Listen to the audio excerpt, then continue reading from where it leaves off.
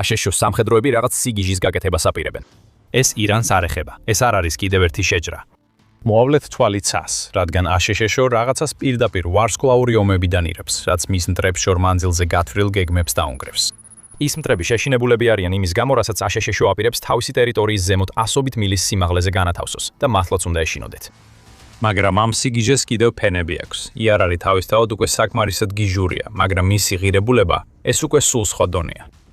რა თქმა უნდა, ჩვენ ვსაუბრობთ ოქროს გუმბათის პროექტზე, რომელსაც აშშ ქმნის როგორც თავის საბოლოო თავდაცვას, არსებული და მომავალი თაობის ბალისტიკური რაკეტების წინააღმდეგ, რომლებსაც რუსეთი და ჩინეთი შეიძლება გაუშვან. ჩვენ უკვე ვიცით ძირითადი ინფორმაცია. კოსმოსში განთავსებული გადამჭერი რაკეტები ბალისტიკურ რაკეტებს მათ აჩქარების ფაზაში, მოგზაურობის პიკზე ჩამოაგდებენ, რითაც დედამიწაზე განთავსებულ გადამჭერ რაკეტებს აღარ მოუწევთ მათი ჩამოგდება მაშინ, როცა ისინი უკან დედამიწისკენ ბრუნდებიან. მაგრამ ეხლა უკვე გვაქვს გარკვეული დეტალები. აქ გვაქვს ჩვენი პირველი რეალური წარმოდგენა იმის შესახებ, თუ როგორი იქნება ოქროს გუმბათი. ეს წარმოდგენა მივიღეთ კონგრესის ბიუჯეტის ოფისის, ანუ CBO-ს წყალობით, რომელმაც გამოაქვეყნა ოქროს გუმბათის პირობითი ვერსიის ღირებულების შეფასება. დაიმახსოვრეთ ეს ღირებულება, ჩვენ მასთან კიდევ დავბრუნდებით. მაგრამ ჯერ CBO ამბობს, რომ ოქროს გუმბათის ბირთვი იქნება 7800 ანტისარაკეტო გადამჭერის მასიური კონსტელაცია, რომლებიც დედამიწის ორბიტაზე იქნებიან განლაგებული და დაელოდებიან ნებისმიერ ბალისტიკურ რაკეტას, რომელიც მათ სამიზნეში მოხვდება. ეს 7800 სარაკეტო გადამჭერი შეადგენს საერთო ღირებულების 60%-ს, რომელსაც CBO ასახელებს. ჩვენ ჯერ არ ვიცით დეტალები ამ გადამჭერების შეების შესახებ. ეს აღნიშნავს, რომ აშშ პატრიოტის სისტემებს კოსმოსში წაიღებს და მთვარეზე განათავსებს. მაგრამ ჩვენ ვიცით, რომ ვიღაც ამ გადამჭერების განვითარებაზე მუშაობს. ეს ვიღაცაა Lockheed Martin. და მან თავისი გეგმების ნაწილი 1 მაისის პრეს-რელიზში გაამჟღავნა, სადაც განმარტა, რომ აშშ-ის კოსმოსური ძალების კოსმოსური სისტემების სარლობამ კომპანია აირჩია იმისთვის, რომ განავითაროს შესაძლებლობები, რომლებიც საჭიროა კოსმოსზე დაფუძნებული გადამჭერების პროგრამის SBI-ის მხარდასაჭერად, რომელსაც ასევე ოქროს გუმბათს უწოდებენ.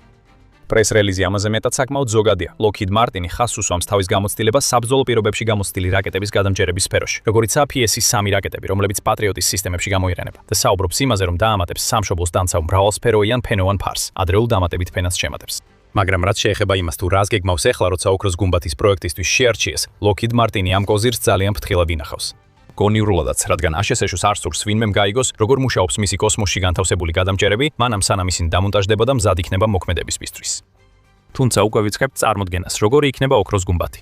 საჰაერო თავდაცვის ქსელი, რომლის შექმნასაც 10 წლეულები დასჭირდა, უკვე რეალობას ემსგავსება. და ვარსკვლავური ომების სახელწოდებამ, რომელმაც ეს იდეა წარსულში ჩაძირა, ეხლა დიდი ნაბიჯი გადადგა იმისკენ, რომ ეს ყველაფერი რეალობას დაემსგავსოს. და ოქროს გუმბათს მხოლოდ ორბიტაზე განთავსებული 7800 საჰაერო თავდაცვის სისტემა არ შექმნის. გახსოვდეთ, რომ კონგრესის ბიუჯეტის ოფისი ამბობს, ისინი შეადგენენ იმ გიჟური ბიუჯეტის შეფასების 60%-ს, რომელიც წარმოდგენილია. ოქროს გუმბათის სხვა ასპექტებზე აშშ-ის ოფიციალური პირებიც საუბრობდნენ. აპრილის 29-ს Washington Times-მა გამოაკვეთნა კომენტარები, რომლებიც კოსმოსური ძალების გენერალმა Michael A. Gatlinმა გააკეთა. ის არის ოქროს გუმბათის პროგრამის დირექტორი და მან გაამხილა, თუ რა საფრთხეებზე უნდა იყოს გათვლილი ეს პროგრამა. ოქროს გუმბათი შექმნილია იმისთვის, რომ გაუმკლავდეს მომავალი თაობის საჰაერო საფრთხებს, რომელშიც შედის უპილოტო საჰაერო სისტემები ჩვენი ქვეყნის წინააღმდეგ, ფრთოსანი რაკეტები, ჰიპერსონული და მანევრირებადი ჰიპერსონული რაკეტები, ასევე ბალისტიკური რაკეტები ჰაერიდან და ბალისტიკური რაკეტები ზღვიდან, განაცხადა Gatlinმა. ეს საკმაოდ ფართო სპექტრია და შესაძლოა კოსმოსში განთავსებული 7800 რაკეტსა წინააღმდეგო გადამჭერიც კი არ იყოს საკმარისი ამ ტიპის ყველა იარარის შესაჩერებლად. ეს განსაკუთრებით ეხება ფრთოსან რაკეტებს, რომლებიც ცნობილია იმით, რომ რელიეფს მიყვებიან და არა კოსმოსში ადიან. ოქროს გუმბათს როგორც ჩანს ამაზე პასუხები აქვს, თუმცა ზუსტად ისე როგორც იმ გადამჭერებზე, რომლებზეც Lockheed Martin მუშაობს, დეტალები ბუნდოვანია. Washington Times-ის მიხედვით ოქროს გუმბათი ყველა 50 შტატს დაიცავს და მასში ჩაერთვება მაღალტექნოლოგიური იარაღები და ხელოვნური ინტელექტი მოქმედ თავდაცვითი სისტემებთან ერთად, განაცხადა მან. სხვა სიტყვებით რომ ვთქვათ, კოსმოსში განთავსებული ჩამჭერები იქნება უზარმაზარი თავდაცვითი ქსელის ნაწილი, რომელიც მოიცავს ამერიკის სახმელეთო საჰაერო თავდაცვის სისტემებს, ელექტრონულ ომს და კიბერსტრატეგიებს. ამ ყველაფრის საფუძველს წარმოადგენს პროგრამა, რომელსაც არაოფიციალურად ეწოდება სარაკეტო თავდაცვის შემდეგი სისტემა, ანუ MDS Next. ჩვენი მიზანია შევცვალოთ მოწინააღმდეგეების გათვლები MDS Next-ისთვის მოწინავე შესაძლებლობების სწრაფად დანერგვით, რაც შეინარჩუნებს მებრძოლისთვის გადამწყვეტ სამხედრო უპირატესობას, ამბობს სარაკეტო თავდაცვის სააგენტოს დირექტორი, საჰაერო ძალების გენერალ-ლეიტენანტი ჰიტა კოლინსი. თუ ის მართალია, ოქროს გუმბათი ამერიკის მტრებისთვის საშინელება იქნება.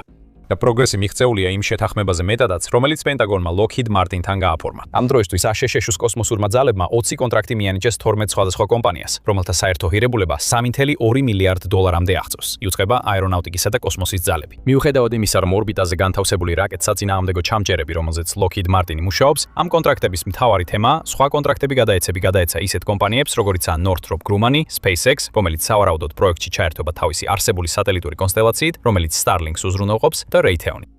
ერთი რამ, რაც ამ ყველაფერში დანამდვილებით შეგვიძლია ვთქვათ, მარტივია. ოქროს გუმბათი რეალურია. ეს უკვე ხდება და კონტრაქტები უკვე გაიცემა. მაგრამ სანამ CBO-ს ანგარიშის მეორე გიჟურ ნაწილს დაუბრუნდებით, კიდევ ერთი მნიშვნელოვანი ინფორმაცია, რომელიც Warzone-ის, ანუ TWZ-ის რეპორტაჟიდან მოდის. იმ 7800 კოსმოსურ ჩამჭერთან დაკავშირებით, რომლებიც CBO-ს აზრით საჭირო იქნება ოქროს გუმბათის რეალიზებისთვის.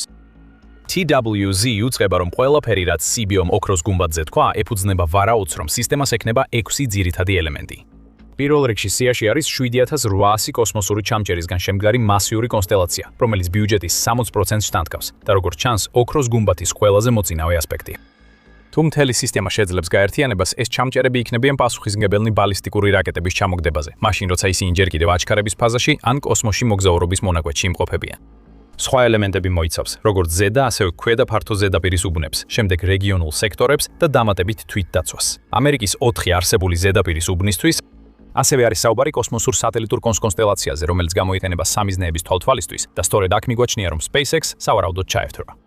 ფენები, რომლებიც კოსმოსში განთავსებულ ჩამჭერებსა და სატელიტურ კონსტელაციას შორისაა, სავარაუდოდ ყველა ეხება ამერიკის არსებული სახმელეთო და საზღვაო რაკეტსაწინააღმდეგო შესაძლებლობების გაფართოებას, რაც მოიცავს ისეთ სისტემებს, როგორიცაა ტერმინალური მაღალი სიმაღლის არეალის თავდაცვის სისტემა და მომდევნო თაობის ჩამჭერი, ითხოვინება EWZ. ასე რომ ეს როგორც ჩანს ადასტურებს მთლიანად ოქროს გუმბათის გეგმას. ყოველ შემთხვევაში ასე ხედავს ამას კონგრესის ბიუჯეტის ოფისი. ჩამჭერები კოსმოსში, რომლებსაც მხარს უჭერენ დამატებითი ჩამჭერები მიწაზე და ეს ყველაფერი მიიღებს მონაცემებს სატელიტებიდან, სენსორებიდან და რადარებიდან, რომელთაგან უკანასკნელი 2 სავარაუდოდ ის იქნება, რაც აშშ-ს უკვე აქვს მიწაზე განთავსებული. ნელ-ნელა იკვეთება, როგორი იქნება ოქროს გუმბათი. მაგრამ ჯერ ყველაზე გიჟურ ნაწილამდე არ მივსულართ. რამდენადაც შთამბეჭდავად არ უნდა ჟღერდეს ეს სისტემა, რომელიც პირდაპირ ვარსკვლავური ომებიდან არის აღებული, ყოველთვის არსებობს არასასიამოვნო ფაქტორი, ხარჯი, რომელიც გასათვალისწინებელია. ციფრები გაგაოცებთ, მაგრამ სანამ გადავხედავთ, რა დაუჯდება ეს ყველაფერი, კონგრესის ბიუჯეტის ოფისის შეფასებით შეგახსენეთ, რომ თქვენ უყურებთ სამხედრო შოუს. თუ ამ არხიდან ახალ ინფორმაციას იღებთ, არ დაგავიწყდეთ გამოწერა, რომ ნახოთ ჩვენი სხვა ვიდეოებიც. ეხლა ღირებულება. ჩვენ პირდაპირ გეტყვით, კონგრესის ბიუჯეტის ოფისის შეფასებით ოქროს გუმბათის ისეთი ვერსიის შესაქმნელად, რომელსაც 7800 კოსმოსში განთავსებული ჩამჭერი და ყველაფერი დანარჩენი ექნება, რაც ჩვენ დეტალურად ავხსენით, პენტაგონს განვითარებისთვის, განლაგებისთვის და მოვლისთვის 1.2 ტრილიონი დოლარის დახარჯვა მოუწევს. და კიდევ ერთი სირთულე. ამ უზარმაზარი ხარჯების შედეგად მიღებული ოქროს გუმბათი იქნება საჰაერო თავდაცვის სისტემა, რომელიც დაახლოებით 20 წლის განმავლობაში იმუშავებს, სანამ ყველაფერი ჩანაცვლებას არ საჭიროებს. კონგრესის ბიუჯეტის ოფისის შეფასებით 1.2 ტრილიონი დოლარიდან დაახლოებით 1 ტრილიონი დოლარი ოქროს გუმბათთან დაკავშირებულ შესყიდვებზე დაიხარჯება. დანარჩენი თანხა სავარაუდოდ დაიხარჯება საჰაერო თავდაცვის სისტემების განთავსებას დასა და მათ მოვლაზე, სანამ ისინი 100 მილის სიმაღლეზე ამერიკის თავზე ბრუნავენ ორბიტაზე. პერსონალს უნდა გადაუხადონ ხელფასი, საჭირო იქნება ტექნიკური მომსახურება, შეკეთება და პერიოდული განახლება. თუ კონგრესის ბიუჯეტის ოფისის შეფასება სწორია, აშშ უზარმაზარ თანხას დახარჯავს ოქროს გუმბათზე. ამ ციფრებთან დაკავშირებით რამდენიმე შენიშვნა არსებობს. პირველ რიგში, მიუხედავად იმისა, რომ 1.2 ტრილიონი დოლარი უზარმაზარი თანხაა და მართლაც დიდი რიცხვია, ეს არ არის იმ ფარგლებს გარეთ, რასაც აშშ წარსულში ომის უნარიანობის გასაუნჯობესებლად იხდიდა. Business Insider-ის მიხედვით, F-35-ის პროექტმა აშშ-ს ინფლაციის გათვალისწინებით 2 ტრილიონ დოლარზე მეტი დაუჯდა. ასე რომ მსგავსი ტიპის ხარჯვა უპრეცედენტო არ არის. კიდევ ერთი შენიშვნა, რომ ეს ციფრი მთლიანად შეფასებაა, რომელიც CBO-მ შეადგინა და თვითონ CBO-ც ამბობს, რომ ძალიან რთულია ზუსტად განსაზღვრო, რა იქნება ოქროს გუმბათის საბოლოო რეალური ღირებულება. თუმცა თავდაცვის დეპარტამენტის 2027 ფინანსური წლის ბიუჯეტის მოთხოვნებიდან დოკუმენტები GDA-ისთვის 5 წლიანი დაფინანსების გეგმების პროგნოზებს შეიცავს. დეტალები იმის შესახებ, თუ რა და რამდენი სისტემა განთავსდება, ასევე მიზნობრივი არქიტექტურა ჯერ არ გამოქვეყნებულა. რაც შეუძლებელს ხდის თავდაცვის დეპარტამენტის ის მიერ განსახილველი GDA სისტემის გრძელვადიანი ღირებულების შეფასებას აღნიშნავს CBO. კონტექსტისთვის GDA ნიშნავს ოქროს გუმბათი ამერიკისთვის. ეს პენტაგონისთვის ისეთი დიდი სარგებელი არ არის, როგორც ჟრეს. შეფასების შეუძლებლობა ნიშნავს, რომ ოქროს გუმბათის მიმდინარე მომსახურების ხარჯი შეიძლება კიდევ უფრო მაღალი იყოს, ვიდრე CBO-მ დაანგარიშა. და კიდევ ერთი შენიშვნა გვაქვს CBO-ს მონაცემებთან დაკავშირებით. დონალდ ტრამპის ადმინისტრაცია ამბობს, რომ ოქროს გუმბათი ბევრად ნაკლებად დაждდება. როცა აშშ-ის პრეზიდენტმა დონალდ ტრამპმა თეფ სახლში დაბრუნების შემდეგ მალევე ოქროს გუმბათის კონცეფცია გამოაცხადა, თქვა, რომ პროგრამისთვის საჭირო საწყისი ინვესტიცია მხოლოდ 25 მილიარდი დოლარი იქნებოდა. უცნაურია ესეთი დიდი თანხის მიმართ სიტყვა მხოლოდ გამოიყენა, მაგრამ ეს მხოლოდ მცირე ნაწილია იმ 1.2 ტრილიონი დოლარის, რასაც CBO აფასებს.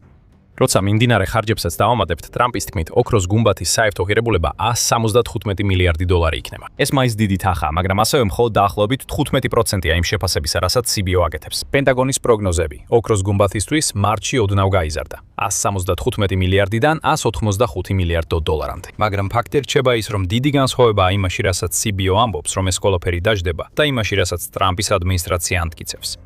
აბა რა ხდება? CBO-ს აქვს შესაძლო ახსნა. აშშ-ის თავდაცვის დეპარტამენტის, ანუ DOD-ის მიერ მითითებული ხარჯები როგორც ჩანს, უფრო მოკლე პერიოდს მოიცავს, ვიდრე CBO-ს ანალიზი და შეიძლება ასახავდეს საქმიანობისა და ბიუჯეტის სხვა კატეგორიებს, აღნიშნავს CBO. ეს შეიძლება ორ რამეს ნიშნავდეს, ან პენტაგონს, DOD-ს და ტრამპის ადმინისტრაციას ოქროს გუმბათი ბევრად უფრო შეზღუდულ პროექტად წარმოუდგენიათ, ან თუ ვივარაუდებთ, რომ CBO მართალია, მაშინ ტრამპის ადმინისტრაციის მიერ წარმოდგენილი ხარჯთა რიცხვები სრულიად არაზუსტია. ჩვენ მხოლოდ მაშინ გავიგებთ, რომელი ვარიანტია სწორი, როდესაც ოქროს გუმბათის შესახებ უფრო კონკრეტული დეტალები გახდება ცნობილი. და კიდევ ერთი ასპექტია CBO-ს შეფასებაში, რომელიც ამ ყველაფერში აღსანიშნავია. მიუხედავად იმისა, რომ 7800 რაკეტის ჩამჯერის კოსმოსში განთავსების სათაური შთამბეჭდავად ჟღერს, თელ ამ ქსელს თავისი შეზღუდვები აქვს.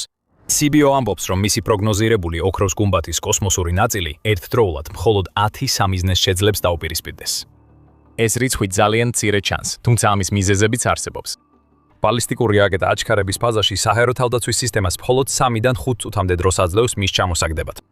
იმისთვის, რომ ოქროს გუმბათმა ეს რაკეტა ჩამოაგდოს, ის უნდა იყოს დაბალ დედამიწის ორბიტაზე, დაახლოებით 186-დან 300 მილამდე სიმაღლეზე.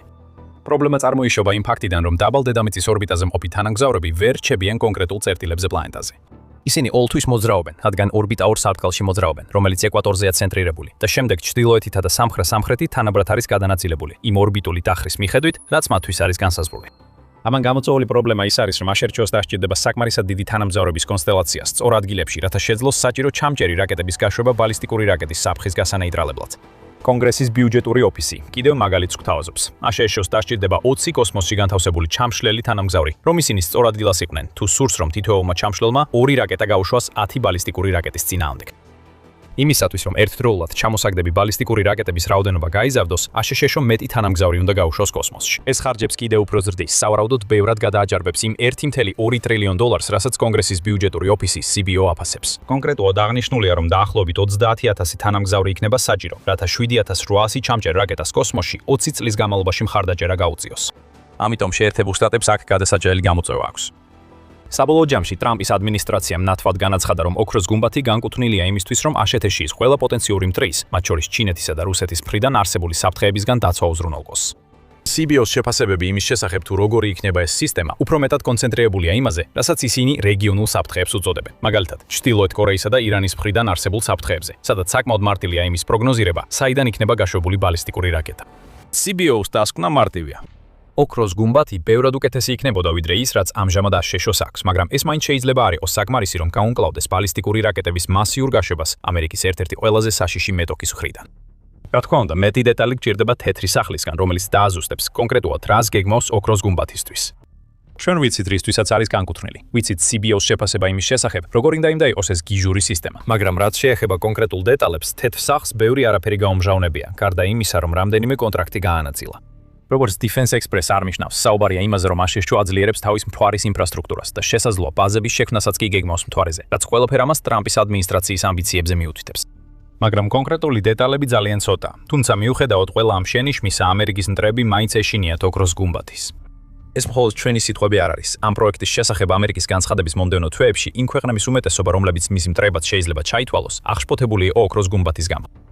ჩრდილოეთ კორეამ გაავრცელა განცხადებები, რომლებშიც დაგმო ეს იდეა და უწოდა მას კოსმოსური ბირთვული ომის სცენარი, რომელიც მხარს უჭერს აშშ-ის ერთპოლარულ დომინირების სტრატეგიას, რაც ამერიკული ქედმაღლობისა და თვითმართლადობის ტიპური გამოვლინებაა. დიდი სიტყვებია ქვეყნისგან, რომელსაც მართავს გაუტონასწორებელი დიქტატორი თავისი ბირთვული ამბიციებით. რუსეთმა და ჩინეთმა ასევე გააკეთეს ერთობლივი განცხადება ოქროს გუმბათის შესახებ. უწოდეს მას ბუნებით ღრმად დესტაბილიზაციის გამომწვევი და განაცხადეს, რომ თავად ოქროს გუმბათის არსებობა სხვა ქვეყნებს მეტ სტიმულს მისცემს, რათა განავითარონ როგორც კინეტიკური, ასევე არაკინეტიკური საშუალებები გუმბათის წინააღმდეგ. მაგრამ ნამდვილი წარმოდგენა იმის შესახებ თუ როგორ უყურებენ ჩინეთი და რუსეთი ოქროს გუმბათს, გაუნდინარეობს იქიდან, რას ნიშნავს ეს ომის მომავლის კოსმოსურ ასპექტებთან დაკავშირებით. სიტუაციას კიდევ უფრო ანძიმებს ის ფაქტი, რომ ამერიკისთვის განკუთვნილი ოქროს გუმბათის პროგრამა ასევე პირდაპირ ითვალისწინებს საბრძოლო მოქმედებების კოსმოსში ჩატარების საშუალებების არსენალის მნიშვნელოვნად გაძლიერებას, მათ შორის გადაჭერის სისტემების განვითარებასა და ორბიტაზე განთავსებას, რაც კოსმოსს აქცევს იარაღის განთავსების გარემოთ და შეიარაღებული დაპირისპირების არენად, ნათქვამია ერთობლივ განცხადებაში.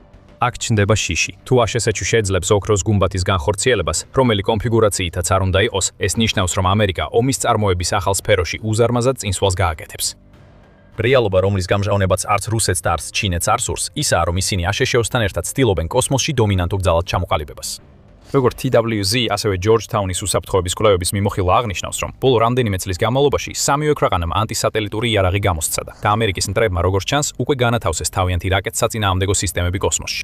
განსაკუთრებით ჩინეთი ცდის იმას, რასაც ეჭვობენ, რომ არის გეოსინქრონულ დედამიწის ორბიტაზე მოქმედების შესაძლებლობა, რომელიც შეიძლება საფრთხეს უქმნიდეს აშშ-ის სისტემებს, მათ შორის GPS-სა და ამერიკის სარაკეტო ადრეული გაფრთხილების ინფრასტრუქტურას. ამიტომ, როდესაც რუსეთი და ჩინეთი ერთობლივ განცხადებებს ავრცელებენ იმის შესახებ, რას აკეთებს აშშ, ისინი ამას ისე წარმოაჩენენ, თითქოს ამერიკა არ ღვევს გლობალურ უსაფრთხოების ბალანსს. მაგრამ სინამდვილეში ისინი გულისხმობენ იმას, რომ მათ არ აძლევენ თავისუფლებას, რომ გაუსწრონ სხვებს კოსმოსურ შეიარაღების რბოლაში. West Point-ის თანამედროვე ომის ინსტიტუტი ყველაფერს ტრადიციული ომის ტერმინებით ხსნის. ის ამბობს, რომ ომის არსებობის მანძილზე კონფლიქტში მყოფები ყოველთვის ცდილობდნენ მაღალ პოზიციაზე ასვლას. როდესაც შენ აკონტროლები მაღალ პოზიციას, მთლიანად აკონტროლებ ბრძოლას. ამიტომ აშენებდნენ ციხესიმაგრეებს ბორცვებზე. სიმაღლე ნიშნავს უკეთეს მეთვალყურეობას და შესაძლებლობას, რომ მტერს, რომელიც შენამდე მოსასვლელად იღლება, უფრო ადვილად ებრძოლო. საბაზისო დონეზე, სწორედ ამას ვხედავთ ახლა ისეთ პროექტებთან, როგორიცაა ოქროს გუმბათი. მხოლოდ ის მაღალი ადგილი ახლა პირდაპირ ამ სამყაროს მიღმა. ინსტიტუტის აზრით ომის მომავალი იმაზე იქნება დამოკიდებული, რომელი ქვეყანა შეძლებს თავისი რესურსების განთავსებას კოსმოსში, მანამ სანამ მტერს საპასუხოვან რეაგირების შესაძლებლობა ექნება. ომის ბუნება იწყებს ცვლილებას. ის რაც ადრე მხოლოდ სტრატეგიული იყო, ახლა უფრო და უფრო ტექნიკური ხდება. ეს უკვე გარკვეული დროა ასეა. თანამედროვე იარაღის სისტემები ტექნოლოგიაში უზარმაზარი პროგრესის შედეგად არსებობს. მაგრამ ის, რისთვისაც ახლა აშშ ემზადება, არის ომები, რომლებიც ახალ ფრონტზე გაიმართება. ოქროს გუმბათი შექმნილია იმისთვის, რომ ამერიკას ომის ახალ არენაზე ადრეული უპირატესობა მისცეს. შეუძლებს თუ არა ამას რეალურად. დამოკიდებულია იმაზე, რამდენად მზად არის აშშ ჩაერთოს პროექტში, რომლის ხარჯებიც, როგორც კონგრესის საბიუჯეტო ოფისი ამბობს, შეიძლება მნიშვნელოვნად გაიზარდოს. არის თუ არა ოქროს გუმბათი ფუჭი, ხარჯი თუ ომის სფეროში გარღვევა. ეს არის მთავარი კითხვა. და სანამ პასუხზე იფიქრებთ, გახსოვდეთ, რომ ოქროს გუმბათი სულაც არ არის ერთადერთი საიდუმლო პროექტი, რომელსაც აშშ თავისი მტრების წინააღმდეგ ამზადებს. სინამდვილეში ერთმა საიდუმლო პროექტმა უკვე მიიღო მონაწილეობა ირანში. ამ პროექტს შეუძლია თანამედროვე ომის სრულიად შეცვალას. და შეგიძლიათ გაიგოთ, რა არის ეს, თუ ჩვენს ვიდეოს ნახავთ. ასევე თუ ეს ვიდეო მოგეწონათ, არ დაგავიწყდეთ გამოწერის ღილაკზე დაჭერა, რომ არ გამოგჩეთ ჩვენი ანალიზი თანამედროვე ომების უახლეს მოვლენებზე.